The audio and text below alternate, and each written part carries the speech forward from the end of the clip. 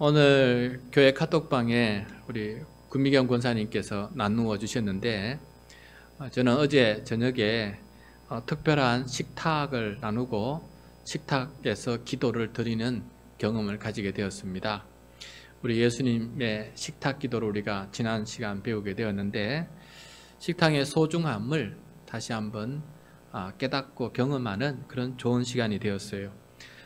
우리 아시는 분도 있고 모르시는 분도 계시겠지만은, 우리 교회 세가족으로 거의 한 4년 전에, 5년 전인가요? 등록하고 우리 교회에서 결혼식을 올린 부부입니다. 결혼식을 올리면서 새로운 삶을 주 앞에서 살겠다고 이름도 개명을 했어요. 그래서 제가 박하준, 최하영 이렇게 하나님께서 준비한 사람 하준, 하나님께 영광이 되는 사람 하영 이렇게 이름을 지어드렸고, 또 최하영 성도님은 또 저희 교회에서 세례까지 받게 되었습니다. 그런데 사정이 발생해서 세례받은 그 다음 주부터 두 분이 교회를 못 나오다가 이제 코로나 끝나면 다시 나오기로 이렇게 약속을 했는데, 코로나 끝나도 이렇게 나오는 게 쉽지 않았어요. 이렇게 이렇게 너무 오랫동안 교회를 떠나게 되면은 다시 교회에 발걸음을 옮긴다는 것이 참 쉽지가 않습니다. 쉽지가 않은데, 누군가가 끌어주고 당겨주고 그렇게 마지못해 끌려 나와야 되는 그런 또 과정도 필요한 것 같아요. 그래서 우리 구권사님이 포기하지 아니하고 줄기차게 기도하고 연락을 취하고 또 그리고 또 찾아가서 방문하고 그러다 보니까 만문이 열리기 시작했어요. 그래서 목사님 한번 뵙고 싶다라고 이렇게 얘기를 해서 찾아가게 되었습니다. 그래서 어저께 저녁에 퇴근하는 길에 사모랑 구미경 권사님이랑 같이 양주에 식당을 경영하고 있는 그 식당을 찾아가서 저녁 식사를 같이 하게 되었습니다. 함께 식탁에서 두 손을 모으고 참 오랜만에 기도하는 시간을 가지게 되었습니다. 그리고 기도하면서 주님, 우리를 정결케 하여 주시옵소서, 우리의 죄를 사하여 주시옵소서, 우리를 다시 한번 회복시켜 주시옵소서, 그런 기도를 드렸습니다. 그리고 함께 식탁을 나누었습니다. 식탁을 나누었는데 그 식탁을 나누는 과정 속에 우리 이제 박하준 성도님, 차영 성도님이 제가 묻지도 않았는데 먼저 고백을 하시더라고요. 목사님, 이번 주일부터 주일 예배 드리도록 하겠습니다 라는 그런 고백을 듣게 되었습니다. 참 그 말을 떨어지기가 4년 동안 기다렸던 그런 고백인데 드디어 듣게 되었어요.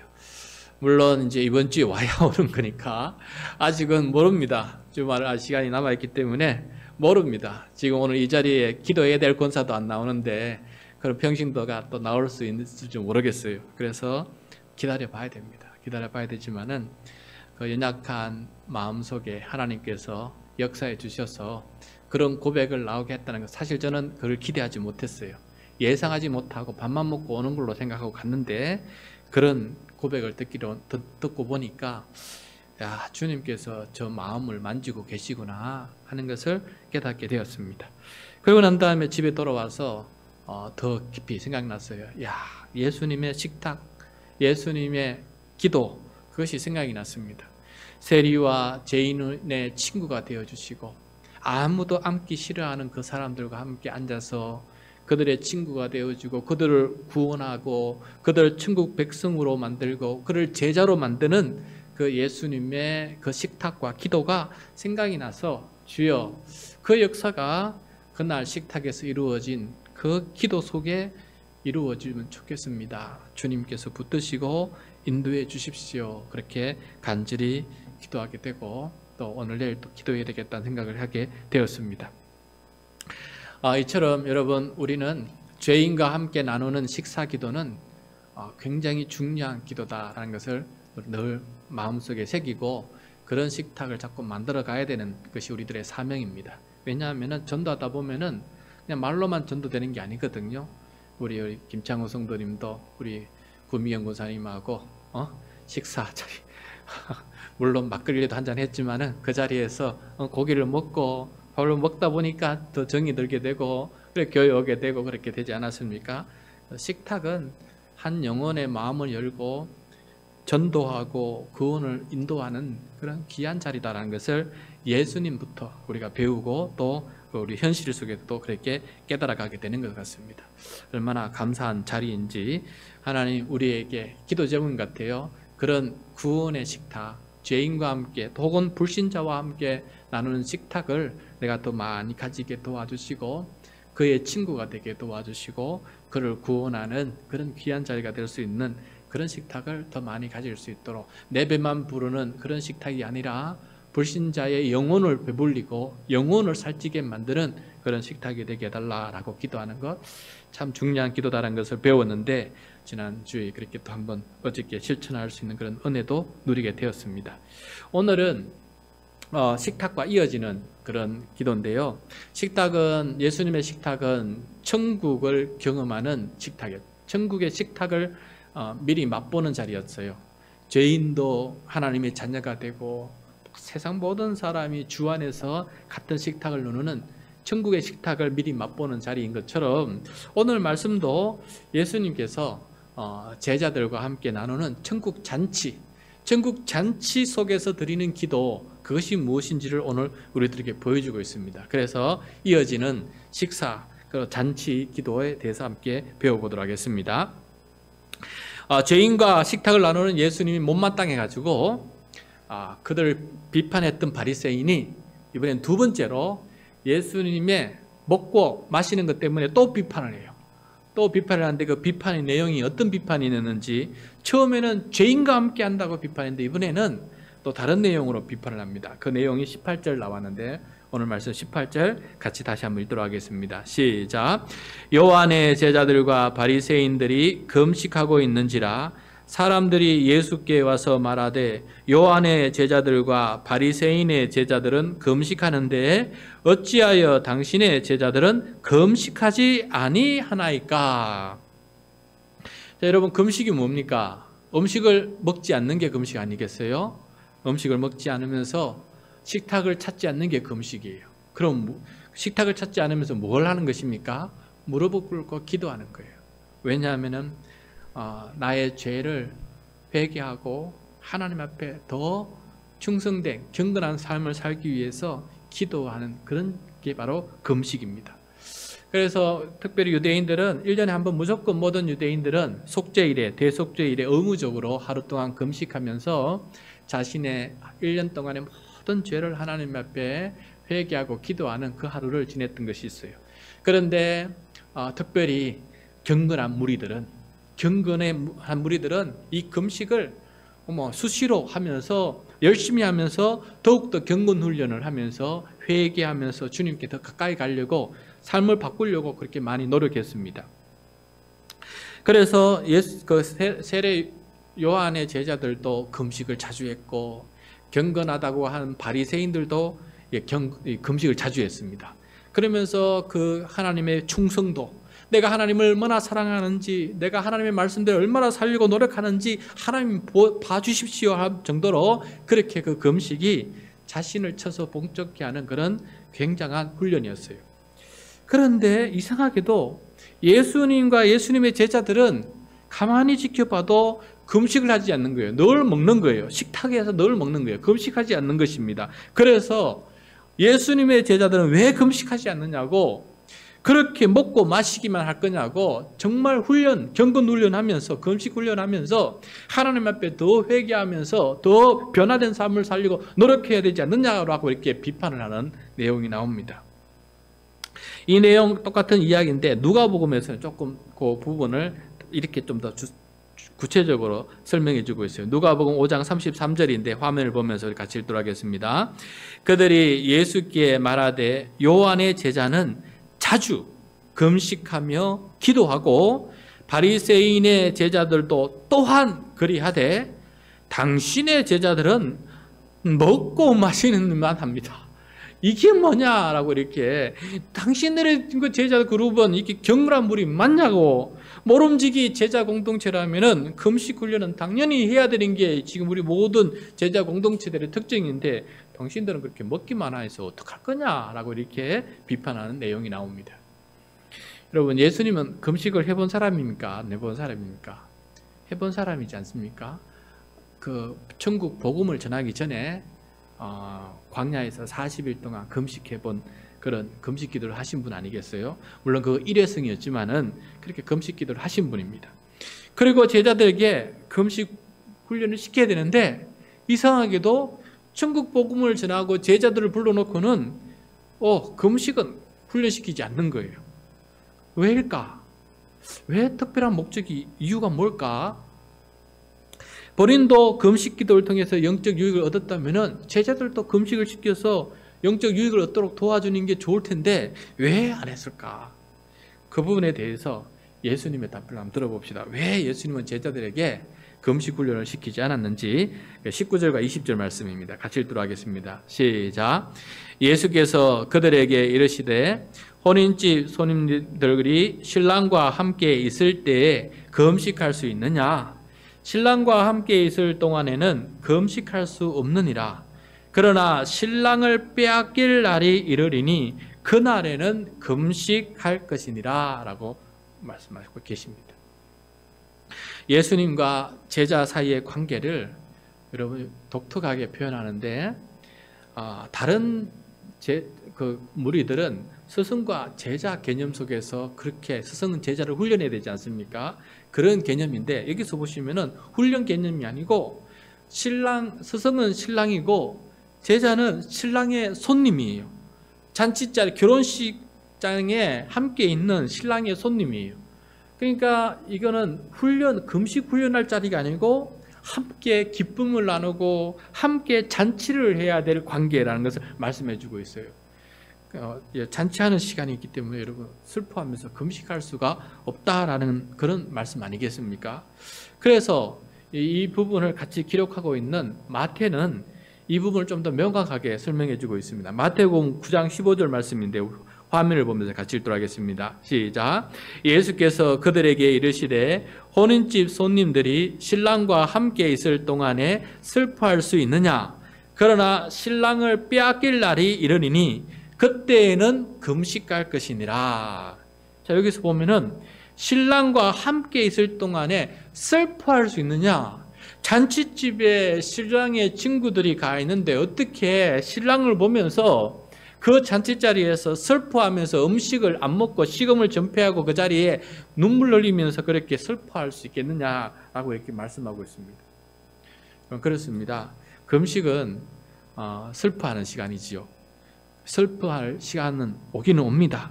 근데 그때는 언제냐면은 신랑을 빼앗길 날에, 신랑을 빼앗길 때가 오면은 그때는 금식을 해야 됩니다. 그 이후로 제자들은 금식을 했다고 초대교회 사도행전을 보면 금식을 자주 한 이야기가 나와요. 그렇지만은 예수님과 함께 3년 동안 천국 복음을 전하고 천국 복음의 주인공인 예수님께서 바로 곁에 계시고 함께 천국 복음의 이 기쁜 소식을 전하는데 어떻게 슬퍼할 수 있느냐? 금식은 어울리지 않는다라고 말씀하고 있는 것입니다.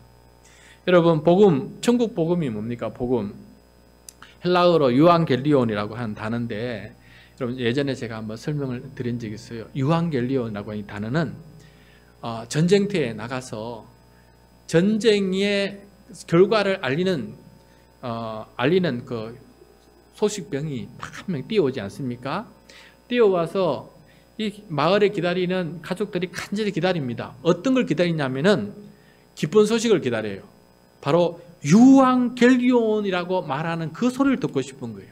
유앙겔리온이 바로 우리말로 하면은 복음이란 뜻이에요. 복음, 기쁜 소식이란 뜻이거든요. 그래서 모든 백성들이 성전했다는 소식, 유앙겔리온 이 소식을 간절히 기다리는데 한 병사가 달려와서 유앙겔리온하고 하니까 모두가 기뻐하고 그때부터 잔치가 벌어지는 거예요. 미리 집에서, 마을에서는 돌아오는 우리 군인들, 돌아오는 남편과 아버지를 맞이할 잔치를 벌리고 그렇게 음식을 준비하고 돌아오는 개선 장군의 그 개선 행진을 기대하면서 준비하고 있는 거예요. 근데 거기에 누가 금식하면서 슬퍼할 수 있겠습니까? 그래서 복음은 슬퍼할 게 아니고 잔치라는 것을 우리들에게 보여주고 있어요. 하나님 나라가 가까웠다고 주님께서 선포해 주셨어요. 죄와 죽음, 마귀를 이기고 하나님께서 승리하시는 시간이 더욱 가까워지고 있다라고 주님께서 선포하고 계셨어요. 그리고 예수님은 3년 공생의 동안에 제자들과 함께 이 복음을 계속해서 전하지 않았습니까?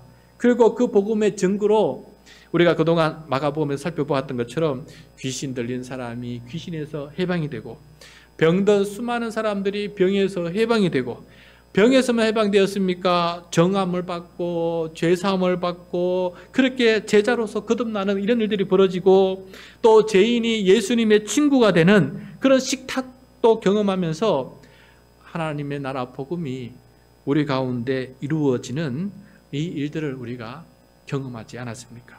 그래서 예수님께서 지금 전하시는 천국 복음은 하나님의 나라를 미리 맛보는 그런 소식이기 때문에 금식하고 어울리지가 않는다라는 것을 말씀하고 있는 것이에요.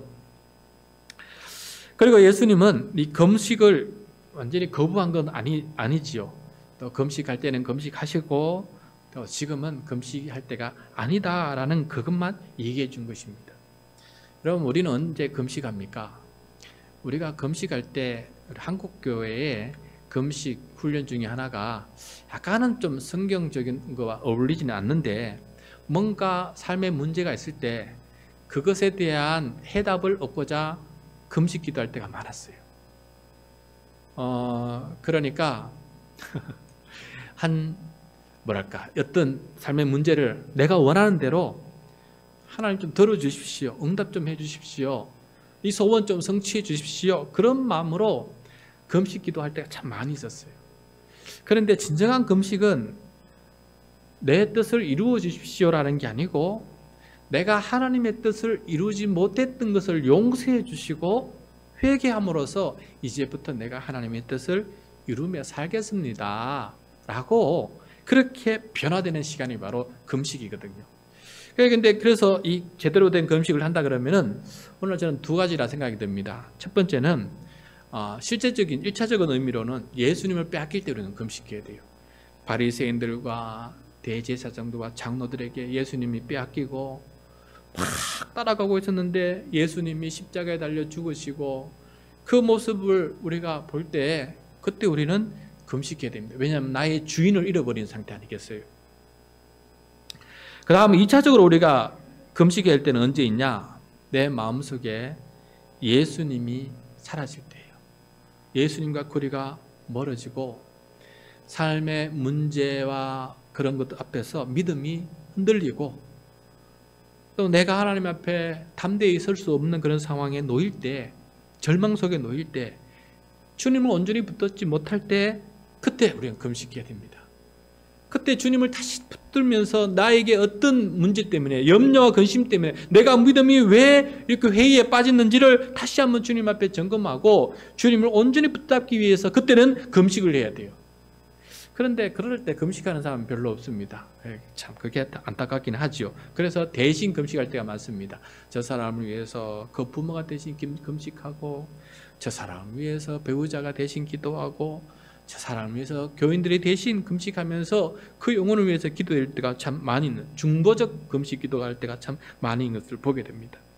어쨌든 오늘 말씀은 그런 금식도 우리가 잊지 말아야 되겠지만은, 우리의 마음에 금식할 필요 없는, 지금은 주님과 함께 기뻐야 하고 복음을 전할 때에는 금식할 것이 아니라 함께 밥을 먹으면서, 함께 식탁을 나누면서 함께 구원의 소식을 전하는 복된 삶을 살아야 된다는 것을 말씀해 주고 있는 것이에요. 그래서 이 복음과 금식은 어울리지 않는다. 복음 전파와 금식은 어울리지 않고, 예수님으로 충만하고 성령으로 충만하고 복음 나가서 복음을 전하는 사람에게는 금식이 어울리지 않는다는 것을 두 가지 비유를 통해서 오늘 우리에게 가르쳐주고 있어요. 생배조각 비유하고 세포도주 비유입니다. 먼저 생배조각 비유 함께 해보도록 하겠습니다. 21절 말씀 되겠습니다. 21절 시작. 생배조각을 낡은 옷에 붙이는 자가 없나니 만일 그렇게 하면 기운 새 것이 낡은 그것을 당기어 헤어짐이 더하게 되느니라. 자, 이렇게 옷이 낡아져서 헤어질 정도가 되면은 그 자리에 덧댑니다. 우리 옛날 정말 가난하고 어렵게 살 때 기억나지 않습니까? 주로 무릎 부분, 어린아이들은 무릎 부분, 그 다음에 여기 팔꿈치 부분, 그리고 엉덩이 부분, 가끔 겨드랑이 부분, 막 이게 너무 달고 그 부분이 빨리 헤어지니까 이렇게 헤어져가 막 구멍이 나기 전쯤 되면은 이렇게 천을 하나 대어가지고 거기다가 바늘 꾸며가지고 이렇게 입지 않았습니까? 그래서 이제 우리 어르신들, 부모님들은 못 쓰게 된 옷들을 버리지 않았어요. 왜냐하면은 그거 조각 잘라가지고 나중에 덧대려고 그런 것들 보관해두고 있었습니다. 그런데 이 옷이 이렇게 헤어졌다고 그 구멍에 새 원단을 사가지고 그 빳빳한 원단을 거기다 붙이는 사람은 없어요. 그건 어리석은 일이죠. 일단 돈이 아깝죠. 근데 두 번째는 여기 돈이 아까운 걸 떠나서 오늘 말씀해 보면은 원단은 어떡합니까? 한 번 빨면은 줄어들고 또 밟으면 줄어들고 몇 번 처음에 빨다 보면 몇 번 줄어들지 않습니까? 그렇게 되면은 그렇게 꾸며냈던 거기에 흘러간 부분이 원단 때문에 잡아당겨져 가지고 그 부분이 더 찢어지고 한다는 게 오늘 말씀 내용 아닙니까? 그래서 생배 조각하고 낡은 옷은 서로 맞지 않는 것입니다.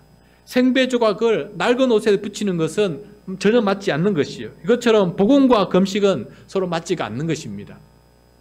과거 율법, 모세의 율법과 금식은 예수님의 천국 복음과 천국 잔치는 서로 어울리지가 않는 부분이 있다는 것을 말씀해 주고 있는 것이에요. 그래서 지금은 제자들은 낡은 율법에 따라 살아가는 사람들이 아니고 예수님께서 전하신 천국 복음을 따라서 그렇게 전파하는 사람이기 때문에 어울리지 않는다는 것을 비유로 통해서 말씀해 주셨고, 두 번째 비유는 새 포도주 비유예요. 새 포도주 비유 22절 말씀인데 다시 한번 읽도록 하겠습니다. 시작. 새 포도주를 낡은 가죽 부대에 넣는 자가 없나니 만일 그렇게 하면 새 포도주가 부대를 터뜨려 포도주와 부대를 버리게 되리라. 오직 새 포도주는 새 부대에 넣느니라 하시니라. 아멘. 여러분, 매년 그 유대인들은 초막절이 되면은 가장 큰 추수를 하죠. 특히 포도와 올리브 농사를 하고 저장을 하게 되는데, 포도를 따다가 새 포도주를 만들어서 새 가죽 부대에 넣어서 저장을 하게 돼요. 그래서 그게 1년, 2년 묵혀서 그렇게 마시게 되는 것이죠. 그렇기 때문에 매년 새 포도주와 새 가죽 부대는 만들어야 됩니다. 그런데 새 포도주하고 새 가죽 부대가 어울리지, 새 포도주를 낡은 가죽 부대에 넣으면은 이제 이 낡은 가죽 부대가 터져서 새 포도주도 버리고 낡은 가죽 부대도 버리고 다 버리게 되는 일이 벌어집니다. 이처럼 새 포도주하고 낡은 가죽 부대가 어울리지 않듯이 천국 복음하고 율법의 금식은 서로 어울리지 않는다라는 것을 말씀해 주고 있는 것이에요. 그러면서 주님께서 말씀하신 것입니다. 지금은 금식할 때가 아니고 복음에 합당한 삶을 살 때다. 천국 복음에 합당한 삶을 살 때다라고 말씀해 주고 있는 것이에요. 그런데 오히려 나중에는, 마지막에는, 오늘 말씀에는 안 나오지만은 오히려 예수님께서 그렇게 비판하는 바리새인들에게 예수님께서 포도주 이야기로 그들을 오히려 책망하시는 그런 내용이 나옵니다. 누가복음 5장 39절 말씀인데 우리 화면을 보면서 같이 읽도록 하겠습니다. 시작. 묵은 포도주를 마시고 새 것을 원하는 자가 없나니 이는 묵은 것이 좋다 함이니라.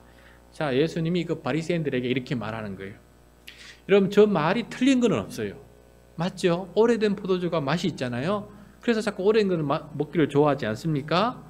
새 포도주를 마시는 사람은 별로 없습니다. 묵은 것을 마시기를 원하죠. 묵은 포도주를 좋아한다고 말하는 바리새인들은 지금 비유로 주님께서 말씀하신데, 너희들은 그렇게 자꾸 묵은 것만 좋아하는데 그것처럼 그것이 버릇이 되어서 새 언약은 관심이 없고 옛 언약에만 자꾸 관심을 가지고 옛 언약이 자꾸 좋다고만 말하고 있구나. 옛 모세의 율법만 좋아하고 있고 이제 예수 그리스도의 천국 복음 새 언약은 왜 좋아하지 않느냐. 옛날 게 좋다고 새로운 이 천국 복음을 듣지도 않고 받아들이지 않고 오히려 비판만 하고 있으니 그렇게 조금만 좋다 하다가 나중에 그것이 버릇이 되어서 천국 복음 새 언약도 너희들이 버리는구나 라고 이렇게 지금 주님께서 말씀하고 있는 것을 보게 됩니다. 그래서 금식을 너무 좋아하다가 나중에는 결국은 복음을 영접하지 못하는 어리석은 일이 일어나고 있으니, 또 그 복음을 전하는 예수님을 십자가에 못 박고 죽게 하니 이게 얼마나 황당한 일이 벌어지고 있는 것입니까? 이것이 오늘 본문 말씀의 내용입니다. 자, 그럼 오늘 말씀을 통해서 예수님의 기도, 우리가 기도를 배우려고 하는데 어떤 기도를 배워야 되느냐, 이 부분을 함께 살펴보기를 원합니다. 예수님은 3년 동안 제자들과 함께 있으면서 금식을 훈련시키지 않았습니다. 그 말은 예수님은 우리가 천국 복음의 제자 되기를 원하세요. 그래서 가급적이면은 금식하지 않고도 살아가는 그런 사람이 되기를 원하십니다. 예수님이 신랑이 되시고 우리는 신부가 되든지 예수님의 신랑의 친구가 되어서 천국 복음 안에 거하고 그 잔치가 이루어지는 그런 놀라운 기쁨의 소식이 전파되는 그런 일들 속에서 늘 살아가기를 원하세요. 그래서 예수님은 가급적이면은 슬퍼할, 금식할 필요 없이 그렇게 늘 기뻐하고 즐거움 속에서 그렇게 잔치 기도를 드리는 그런 사람이 되기를 원하신다라는 것입니다. 여러분, 우리가 하나님의 말씀을 늘 읽고 말씀과 기도를 통해서 주님과 거리가 가까워지고 주님을 사랑하게 되고 주님께 좋아서 예배의 자리를 사모하게 되고 그 주님이 좋아서 복음을 전파하게 되고 그 복음 전파가 좋아서 영원히 주님께로 돌아오는 이 일을 하게 될 때 여러분, 이게 천국이에요, 천국. 그러니까 여기 때 금식하면 안 되는 것처럼 주님은 금식을 이렇게 하지 말라는 이유는 이런 천국 잔치, 이 천국 잔치에 함께 참여해서 큰 기쁨을, 천국 잔치의 기쁨을 미리 맛보면서 사는 그런 삶을 살아라 라는 그런 내용이 되게요. 그래서 우리는 어떤 기도 드려야 됩니까? 회개하고 금식하고 자기 몸을 학대하면서 기도하는 그게 기도가 아니고, 주여 감사합니다, 내가 복음을 알게 해주셔서 감사를 드립니다, 감사의 기도. 주님, 저를 신부로 삼아주셔서 감사합니다, 신랑께 감사하는 찬양의 기도. 그리고 영혼을 구원하는 기도, 불신자들 향해서 기도하는 기도, 그들과 함께 식탁을 나누며 그들이 주님께로 돌아옴으로 말미암아 천국 잔치가 이루어지는 그러한 기도. 주여 감사합니다, 저 영혼을 구원해 주셔서 감사합니다. 이러한 일련의 기도, 이것이 우리 제자라면은 이런 길을 걸어가야 되는 것이 더 좋은 길이다라고 우리에게 가르쳐주고 있는 것입니다. 그래서 여러분, 우리가 주님과 멀어져서 금식 기도하고 절망 속에서 금식 기도하고 불신 속에서 금식 기도하고 회의가 의심 속에서 금식 기도하고 이런 슬픔 속에 잠겨가는 제자가 되는 것이 아니라 주님을 신랑 삼은 그런 친구처럼 기쁨 속에, 믿음 속에, 소망 가운데 그렇게 살아가면서 하나님께 감사하고 기도하고 영혼을 구하는 기쁨으로 충만한 그런 기도를 드리는 사람, 그런 제자의 삶을 살아가면 좋겠다라는 것을 우리들에게 지금 가르쳐주고 있는 것입니다. 그래서 여러분, 오늘 밤에 그렇게 기도합시다. 주님, 내 영혼에 천국이 이루어져서 금식 같은 거 필요 없어도 주님과 늘 동행하는 것이 기쁩니다. 제가 주님과 늘 함께하는 것이 기쁘고 천국 잔치를 만들고 싶습니다. 금식 잔치가 아니라 영원히 주님께로 돌아오는 천국 잔치를 만들어서 하나님과 함께 기뻐하며 그렇게 즐거워하는 기도를 드리고 싶습니다. 그러한 기도자가 되도록 저를 사용해 주시옵소서. 지 안에 복음이 충만해지게 도와주시고 천국 복음을 전하는 기쁨과 영원히 주님께로 돌아오는 그 잔치가 가득 넘치는 삶이 내 안에 이루어지게 해주십시오. 그렇게 기도한다면 이보다 더 좋은 기도 없을 것이고 주님께서도 얼마나 기뻐하시겠습니까? 야, 네가 진짜 내 제자고 내 마음이 지금 무슨 마음인지 알구나. 이렇게 금식하려고 하는 그는 세례 요한의 제자가 되지 말고 너는 나의 천국 제자가 되어달라. 그렇게 바라시는 주님의 마음을 알고 잘 기도드리고 그 마음에 합한 기도를 드리는 우리들의 모습이 아니겠습니까? 그래서 오늘은 천국 잔치 기도를 드리는 그런 사람이 되게 해달라고 함께 기도하는 이 밤이 되기를 간절히 소원합니다.